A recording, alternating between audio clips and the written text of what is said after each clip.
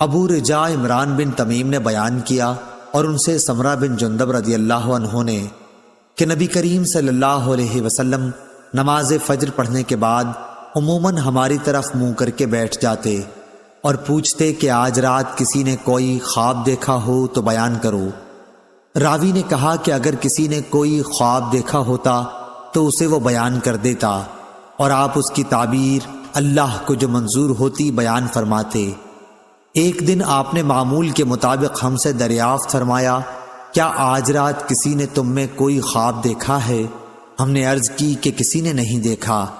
آپ نے فرمایا، لیکن میں نے آج رات ایک خواب دیکھا ہے کہ دو آدمی میرے پاس آئے، انہوں نے میرے ہاتھ تھام لیے اور مجھے ارض مقدس کی طرف لے گئے اور وہاں سے عالم بالا کی مجھ کو سیر کرائی۔ وہاں کیا دیکھتا ہوں کہ ایک شخص تو بیٹھا ہوا ہے اور ایک شخص کھڑا ہے اور اس کے ہاتھ میں، امام بخاری نے کہا کہ ہمارے بعض اصحاب نے غالباً عباس بن فضیل اسقاطی نے موسیٰ بن اسماعیل سے یوں روایت کیا ہے، لوہے کا آنکس تھا جسے وہ بیٹھنے والے کے جبڑے میں ڈال کر اس کے سر کے پیچھے تک چیر دیتا، پھر دوسرے جبڑے کے ساتھ بھی اسی طرح کرتا تھا۔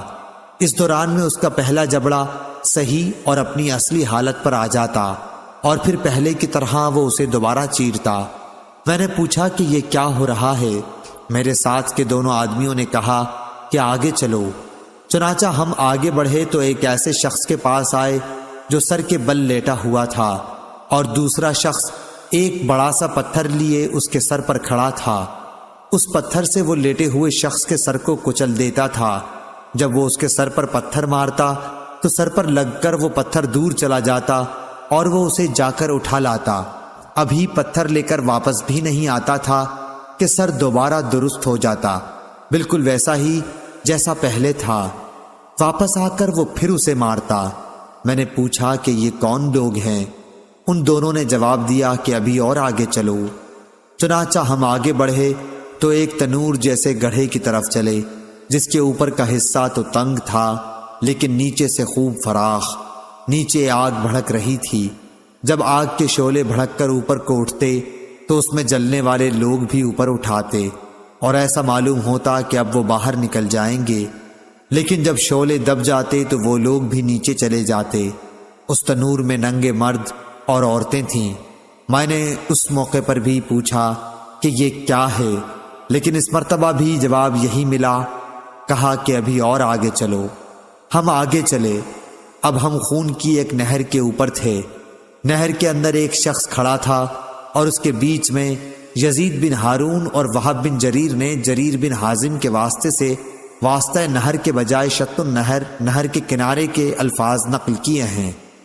ایک شخص تھا جس کے سامنے پتھر رکھا ہوا تھا۔ نہر کا آدمی جب باہر نکلنا چاہتا تو پتھر والا شخص اس کے منہ پر اتنی زور سے پتھر مارتا کہ وہ اپنی پہلی جگہ پر چلا جاتا، اور اسی طرح جب بھی وہ نکلنے کی کوشش کرتا وہ شخص اس کے منہ پر پتھر اتنی ہی زور سے پھر مارتا کہ وہ اپنی اصلی جگہ پر نہر میں چلا جاتا۔ میں نے پوچھا یہ کیا ہو رہا ہے؟ انہوں نے جواب دیا کہ ابھی اور آگے چلو۔ چنانچہ ہم اور آگے بڑھے اور ایک ہرے بھرے باغ میں آئے جس میں ایک بہت بڑا درخت تھا۔ اس درخت کی جڑ میں ایک بڑی عمر والے بزرگ بیٹھے ہوئے تھے اور ان کے ساتھ کچھ بچے بھی بیٹھے ہوئے تھے۔ درخت سے قریب ہی ایک شخص اپنے آگے آگ سلگا رہا تھا۔ وہ میرے دونوں ساتھی مجھے لے کر اس درخت پر چڑھے۔ اس طرح وہ مجھے ایک ایسے گھر میں اندر لے گئے کہ اس سے زیادہ حسین و خوبصورت اور بابرکت گھر میں نے کبھی نہیں دیکھا تھا۔ اس گھر میں بوڑھے، جوان، عورتیں اور بچے سبھی قسم کے لوگ تھے۔ میرے ساتھی مجھے اس گھر سے نکال کر پھر ایک اور درخت پر چڑھا کر مجھے ایک اور دوسرے گھر میں لے گئے جو نہایت خوبصورت اور بہتر تھا۔ اس میں بھی بہت سے بوڑھے اور جوان تھے۔ میں نے اپنے ساتھیوں سے کہا، تم لوگوں نے مجھے رات بھر خوب سیر کرائی، کیا جو کچھ میں نے دیکھا اس کی تفصیل بھی کچھ بتلاؤ گے؟ انہوں نے کہا، ہاں، وہ جو تم نے دیکھا تھا اس آدمی کا جبڑا لوہے کے آنکس سے پھاڑا جا رہا تھا تو وہ جھوٹا آدمی تھا جو جھوٹی باتیں بیان کیا کرتا تھا۔ اس سے وہ جھوٹی باتیں دوسرے لوگ سنتے، اس طرح ایک جھوٹی بات دور دور تک پھیل جایا کرتی تھی۔